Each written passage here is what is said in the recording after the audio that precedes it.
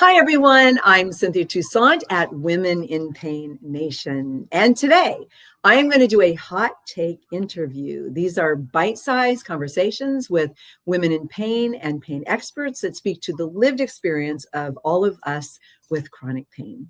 And I have a really special treat for all of us today because I'm going to be talking with the wonderful Mr. Tom Norris. Many of you know Tom.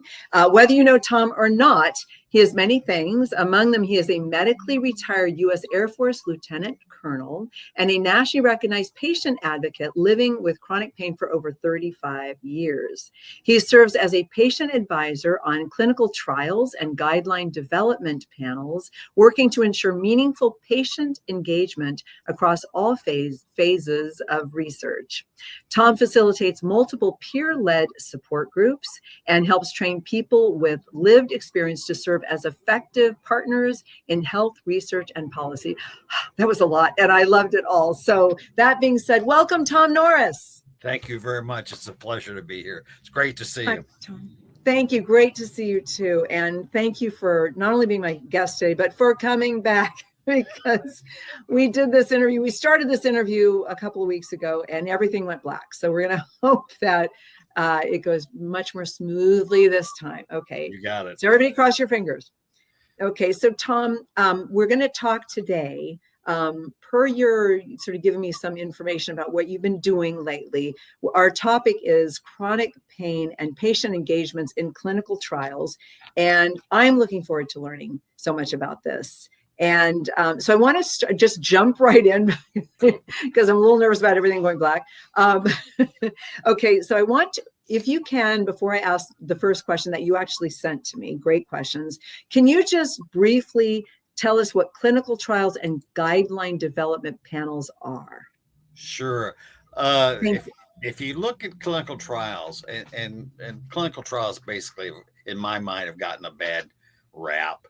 Clinical trials are where researchers or scientists look at one therapy versus another. In fact, they would look at, say, virtual reality as opposed to CBT or cognitive behavior therapy that's provided by a therapist. You can look at it as like a cooking test show where they take two recipes to figure out which is going to be the best. Does that give you an idea of what it does? Okay. And then you go on to guidance, the guidance development panels, and they take the clinical trial results and basically sift them out based on a question. Say, we're going to do guideline developments on acute low back pain. And so they'll take all the clinical trial results that deal with acute low back pain and figure out which ones meet their parameters. They call them the PCOTs.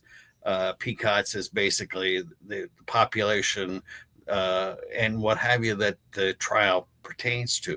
So it goes a step further in figuring out basically like what dish is going to be on the final menu. They take I love that. And they try it out. And so, these are the results. The results of the guideline development panels are what steer insurance companies into paying for what treatments. So I see. Yeah, it's really important in my mind that we as people with lived experience, or PWLE, get involved in both these aspects because it affects us. It determines what therapies are covered and looks at the therapies that are effective. Does that give you an idea?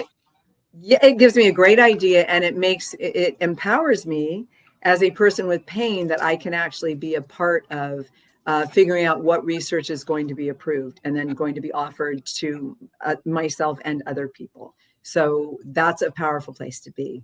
So I'm glad that we're doing this. So to finish now, to actually ask you the full question. So you kind of answered it, but what does patient engagement actually mean when it comes to clinical trials and guideline development panels? And how is it different from simply being a patient in a study? Great question. Good question, right? Yeah. Guess where it came from? Sorry. Really, what happens with patient engagement is everybody has focused previously on patients being participants in a trial, which is important. But the trials have gone forward and the guideline development panels have gone forward without the patient input. So, back, I think it started during the days of HIV when we were doing research on HIV, and then it has moved forward, and they've started focusing on the people with lived experience being part of the research team, part of the clinical trial right from the beginning, which, in my mind is defining the question, listening to the research and saying, well, that doesn't apply to me. That doesn't apply to anybody. So Right. we're trying to focus the research on what matters to us, on what's applicable to the people with lived experience. And it goes through every facet of the research. And this is something that's growing. I mean, it's not new, but the problems with having people as participants or advisors is really the main focus, has been a something that's been worked for at least 30 years, and we haven't moved off the dot. We haven't moved off the dot. That's so disappointing. But maybe, hopefully, this interview will change that. Well, I'm hoping. It's the old thing. We're hoping. Yeah, yes. I believe. I started this 37 years ago when we focused, following your lead, on patient engagement. I mean, patient empowerment. And to me, patient engagement is the logical next step, because we have powerful voices, and we should be able to shape our own treatment. So I'm raising the flag for as long as I can. I'm writing it down. All your great words. Shape our own treatment. Isn't that a novel thing? I mean, because I'm going to get myself going, but we put so much into what doctors know, the researchers and the experts. We're the experts. I mean, pain is such a we've got the lived experience, and it has been ignored. And this is probably on the side, but when I talk to researchers, they don't know about people and their experience, and so they will go and spend lots of money. I mean, I think in the last year, $42 billion was spent on research, and less than 1% of those research efforts had people with lived experience, PWLE, involved. So the researchers don't know how to do patient engagement. They don't get it. That's disappointing.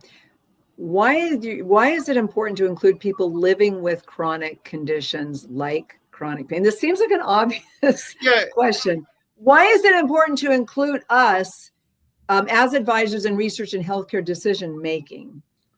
Because we've been there. We've walked that mile. We live with those conditions, and this applies to chronic pain or anything, any disease, any condition. Sure. And scientists don't have the value or the appreciation for what works for us. They don't know the complex. They don't know. It's such a complex experience, pain, and I don't think it's. I mean, how can somebody who's never experienced understand the emotional, the body, mind? How can they understand? They can't, and we can't blame them. I fall back on the old thing of, particularly with chronic pain, that the doctors and researchers get almost no time on education about pain, and they don't have the experience that, you got to be able to say you want people to be participants in the trial, but they don't go out of their way to make the accommodations that they need for the people with lived experience. So therefore you have the advisors in there and say, this is the way you reach out to people. This is what you need to do. And it covers every aspect, from a research, from the idea of what we look at to all the way through the dissemination of how we get the word out. Did you know that it takes 9 years for the result of a clinical trial to get down to the clinic, to the patient? I actually have heard that, but only because I would do the work that I do. But isn't that amazing? Yeah, to me, it's ridiculous. I mean, that means if a clinical trial that I'm an advisor on, unless I do something, I'll probably not be alive to see it come down to the results. Boy, that puts it into perspective, doesn't it?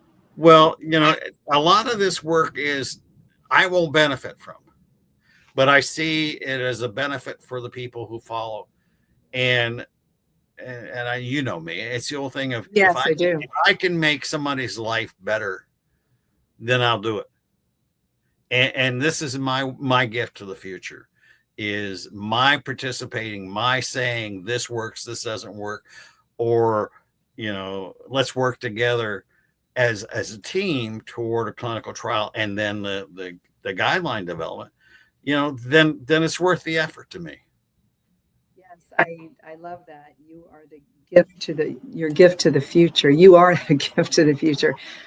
You just kicked something off in me. I remember being asked to come to England to be a CRP, a complex regional pain syndrome expert, for something. It was a number of years back, and I said yes. And then they found out I used a wheelchair, and they could not understand that. They literally, and then they found out I needed a caregiver. Mm-hmm. And they said, well, no, we're not going to fly your caregiver. And say, well, then I can't come. But it was like, you guys aren't even getting the basics. I mean, I don't know. It's just it's education, and yes. And we're the people who the lived experience. It's a lived experience. That's and I taught them a lot. I can't come without my caregiver, and I need a wheelchair. I have my wheelchair, but just so you know, things have changed. I go to conferences with a wheelchair or a scooter and my caregiver, and there's no problem. And that's good. Yeah. And, and I would say it's moving forward. Like it's not where it should be yet, but yeah. I had a feeling it was something with England. I just didn't get it. It was a real strange thing. But anyway, that was a side note. But you trigger side notes for me, which they're all important. Yeah. So can you give some real life examples where people that have pain have made meaningful difference in the outcome of clinical trials and or treatment guidelines? Can you give us some inspiring examples of that? Yeah. Let me start with the reverse of that first. Okay. Think about the CDC guidelines on opioid use. Now, a lot of people have to have opioids to be able to have any kind of quality of life. Now, when the CDC guidelines came through in 2016, right, they didn't have anybody with lived experience on their panel at all. When they first came up with it, of course, when they went to the public, people provided comments, but it didn't change the results. Now, when there was a guideline revision in 2023, where they actually listened to people, we provided inputs of saying, you can't say this, or you've got to be able to be aware that this is something that I need to exist. Yes. So that's where. Say again. I remember. Yeah, and that's a rough period. What I've seen in my own personal experience, and I have to go back to the first clinical trial that I was in, was at Cedars here in Los Angeles. I walked in, and neither the researchers or I knew what a patient advisor was supposed to do. And so I said, okay, throw me into the fire pit and let me see what happens. And so we worked together, and basically my input sculpted the surveys to the point where it was patient friendly language. We asked questions that were appropriate for people, particularly with lived experience, and is this dealing with communicating with a doctor. Uh, we wound up having, I think I really made a big impression because I said, when we got to the statistics, there were lots of statistics. I said, well, that makes absolutely no sense to me at all. I said, give me those statistics in a form that I can use that means something to me. And so we had some long conversations, but the key for me was being involved. I went to every progress meeting. So I went to every weekly meeting. And I think Dr. Spiegel, God bless him, was amazed at my involvement. And that Wow. that kind of involvement is what I'm looking for from everybody. So, I wound up being effective all the way through the research process to the point of dissemination. And, we're working on a patient-friendly summary of the clinical trial, which PCORI, you're familiar with PCORI, right? Patient-centered oriented. We've got a better version of the patient-friendly summary, so we're working on that. But that's very inspiring. That's very inspiring. Yeah, I believe in simple language, and the person with lived experience, needs to know what the clinical trial says and what it means to them. Of course, but they don't. That makes me mad. That makes me mad. Well, join the fight. I've been fighting that for a couple. Well, the one thing that I will admit is the pandemic motivated me to move out of just patient, empowerment to this. So I consider it part of patient empowerment, and it's the next logical step for me. So that makes sense. Okay, so most people watching this have chronic pain. So you've made a really good argument as to why people should get involved. So if somebody watching this, or maybe a lot of people watching this, want to get involved, and they have chronic pain and they want to become a patient advisor, what do you suggest that they do? Where do they start? How can they do this really wonderful next step work? Well, one, they can always contact me. That's really? opening. That's opening the door. I will do whatever it takes to encourage people to lift their voice. You walk the walk, Tom. I applaud you. Following your lead. Thank you, Cynthia. But you're like my partner. Well, you're just not going to take any credit, no matter what. No, I don't need credit. I've got 23 years in the military. I don't need any more credit. The other options you have are going to clinicaltrials.gov and see if a clinical trial that's looking for people is applicable to you, and contacting the people who are doing the trial and see if they need a patient advisor. Also, you can contact U.S. Pain Foundation, where they've got an advocacy course, which will teach you how to get started. Also, PCORI. If you contact PCORI, they have a course on how to be a patient advisor. In fact, wonderful. To give them credit, PCORI was the first time that I'd ever heard of a patient advisor, and I was on that trial at Cedars under PCORI funding. Very, very cool. I just have to ask you. I mean, this is just disturbing to me, but do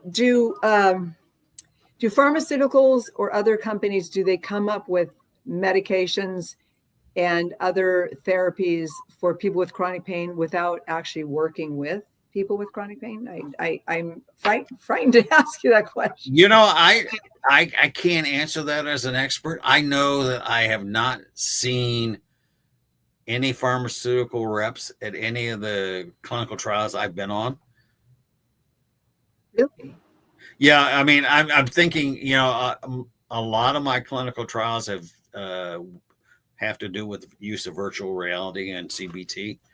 I've got a couple that are deal with depression and chronic pain. I've never seen a pharmaceutical rep at the table. I mean, that doesn't mean they're not in the background, but I've never seen them physically at the table where we're talking about what's going on and what the results are. What do you make of that? I know that companies have their own version of clinical trials, but when the clinical trials I am working with, are usually centered at a hospital or a university. But I've seen papers from pharmaceutical companies. But see, my experiences with NIH, and government agencies and government sponsored universities. So I really, I know that I'm waffling on the question. But you are waffling. Tom, I didn't know you to be a waffler. I'm not usually, but I'll tell you what I don't know. Where are they? I mean, I don't know. I'd have to look at medical journals and see exactly what they're putting out. The one company I can think of who does clinical trials on their own, which I'm sure is repeated by the other pharmaceutical companies, I get the impression from what I read is they're starting to have patient advisors, but in my experience, I don't know. Sorry. That's an honest answer. You're obviously not a politician. I'm obviously not a politician. Very honest. And we won't talk politics. I was going to ask you if you had to see any veterinarians at the clinical trials. I'm not, well, because you mentioned medical school, these medical students get so little training in pain, the disease, whereas veterinarians actually get more. I mean, they do. Yeah. And I love animals, but we're people. We're people too. Yep, that's it. Anyway, okay, we're being kind of silly. Very serious issue, that's though. Right. I love it. Okay, but you got me laughing before we started, so it's actually your fault. It's my fault. You'll take that, right? Okay, so you sent this over, so I'm assuming there are misconceptions. What are some of the common misconceptions about patient engagement, and then how can researchers and patients work better together for mutual benefit? I know there was two questions, but that's right. I'm just working on the answer. You're working on the first one. Yeah. I threw a second one at you. All right, let's go with a little philosophy at the beginning. Okay. I firmly believe that I'm not sure who came up with it. Nothing about us without us, and that's been the historical. I love that, and I can't take credit for that, but it rings true for me. And if you look at clinical trials, to be blunt, in my mind, and this is history, they have used patients in the past, and patients have suffered because their voice wasn't heard. And you can look at the history and see the racism and what have you. And I think people are still bound in that fear that they will be used, or their results will be used, or their medical records will be used. And my bit in that is that the only way we can prevent it is to be involved in the process. And by working together as a team, and most clinical trial research groups don't know the word team. They go, okay, well, I'm doing the research. But my concept is you take everybody involved and you work together, and it is a team. And you have to have the criteria, the guidelines for, okay, how my comments are going to affect this, or are we going to vote for it, or is the guy in charge just going to throw us out? It's the total participation, the total involvement that we've got to work for. We have the power, we have the voice And I think that basically people with chronic pain have bought into society's feeling like, well, you're not worth it. And I go, that's, I could use the word, but I won't. This is recorded. Yeah, I heard it before the interview started. Yeah. So I know. Total participation, total involvement. Well, that's so we're responsible actually for our own treatment, right? We patients are responsible. Well, see, that goes to patient empowerment, which you strongly believe in, and I in all the clinical and all the work I do with support groups, people don't think that and this is generalization, people don't think that because they suffer with pain that they're worthy of having quality of life, and they're worthy of having the doctor listen to them and not direct. We've been abused for so long, and we're buying into that abuse. I mean, we've been gaslit. We're buying into that, and we're not understanding that. Honestly, we know better than them, and we forget that we are responsible for every treatment or therapy medication that we decide to engage in, and not the doctor, not the researcher, not the pharmaceutical. We go home and we live with the consequences, whether it's our body. It's our body. It's our body, and we're exactly. And nobody has the right, whether the president or whoever, and we won't. We won't talk politics. Go there. Nobody has the right to dictate how we feel. So to me, it's a basic what happens to our body. Yeah, we're going through another. Yeah. But I've oh God, so many times I've needed help, and especially going through cancer treatment, and then all the pain problems as a result. And then I've been given medications where sadly they just didn't work, but they gave me so many side effects. And I mean, it's just, but at least if we know we're in control, like I finally just said, no, I'm not, no, no, thank you. I know you mean well, but no, I don't want to do that.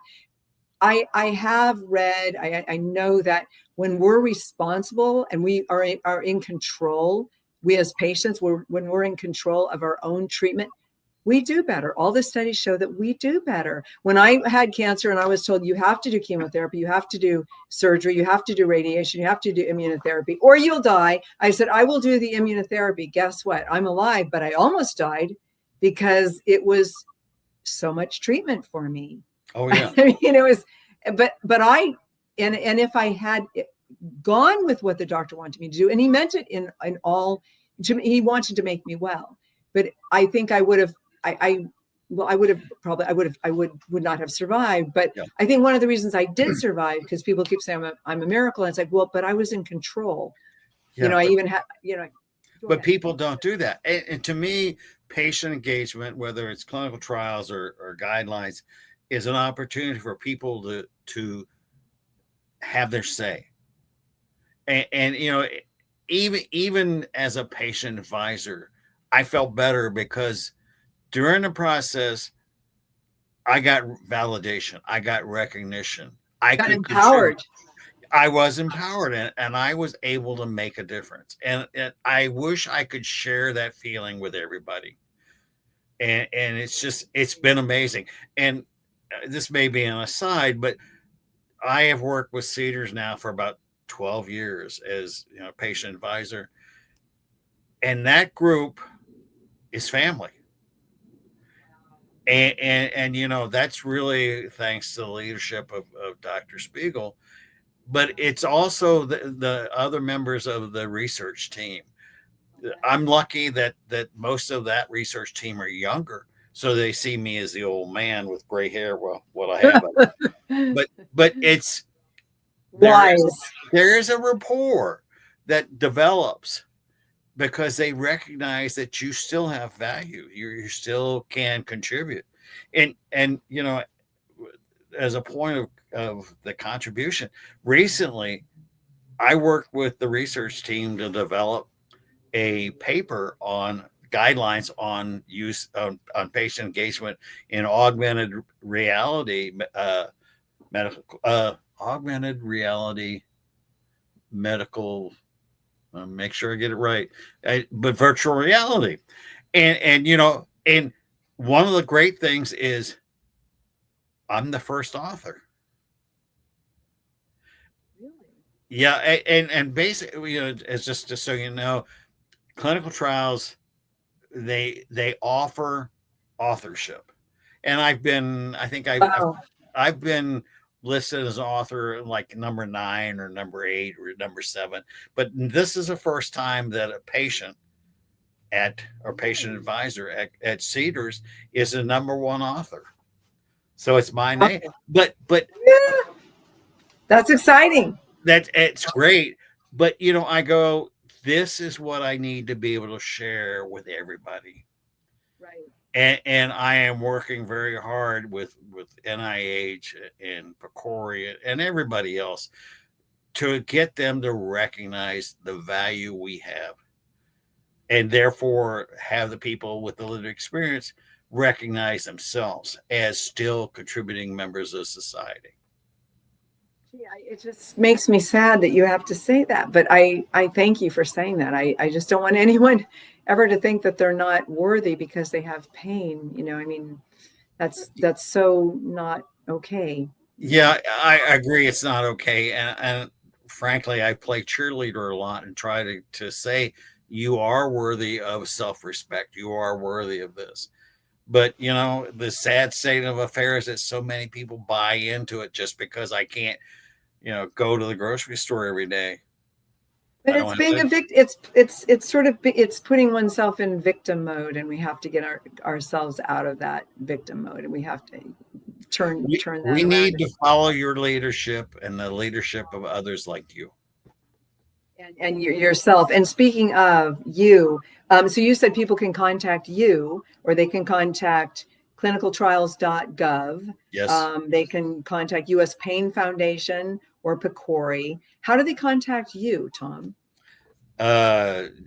My email is tomn482171 at AOL.com. And I'm on Facebook. I'm on LinkedIn. I'm on Substack. Okay. I don't know what that is. I'm not that much into social media. That's right. Yay. I got it covered for you. You got it covered. And so that's Tom 482171. Tom N. Tom N. That's it. It said that Tom, but I didn't say it. Tom N 482171 at AOL.com. Look what a nice guy he is, everybody. Contact Tom. I'm sorry, Tom. That's right. Hey, you're helping people. You're making a huge difference. Or go to clinicaltrials.gov or go to US Pain Foundation or PCORI. Anybody else? That's right now. Anybody else would be working on it, but those are the main points of contact. It's a great start. That's a great start, and it won't be that hard. I mean, if people want to do this, and I know that a lot of people out here are going to want to do this, take control, be responsible. This really is your responsibility, everybody. Tom, I can't thank you enough. This was a very, very special hot take interview. They're like, 5 minutes, 10 minutes. We're at 34. So really special interview. I just love you, Tom. I thank you so much for all of your great work.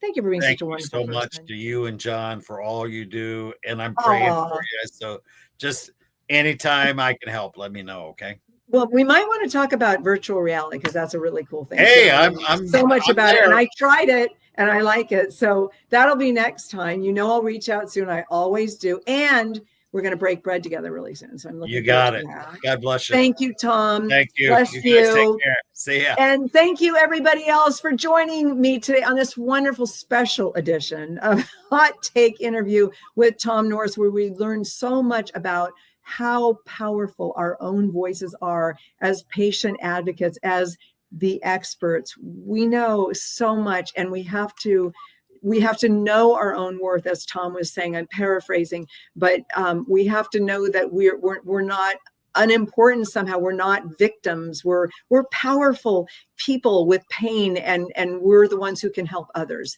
and we can also help ourselves in that process. I'm telling you, we'll help ourselves. As soon as we take control, then we work with them, everybody else, but as soon as we take that power back, that's when we start to really get better. That's been my experience. So in the comment section below, please let me know what your experience is, especially with your patient empowerment, and are you involved with patient engagement when it comes to clinical trials, guideline development panels, or are you going to get involved? Are you going to contact Tom Norris? Are you going to contact clinicaltrials.gov, US Pain Foundation, or PCORI? What are you going to do? Because Tom Norris and I are just two inquiring minds who want to know. So please tell us everything. I'm looking forward to it. And in the meantime, Cynthia Toussaint, Women in Pain Nation, signing off for now. Everyone take really, really good care. Be empowered. Help someone today. And we'll talk again really soon. Bye, everybody.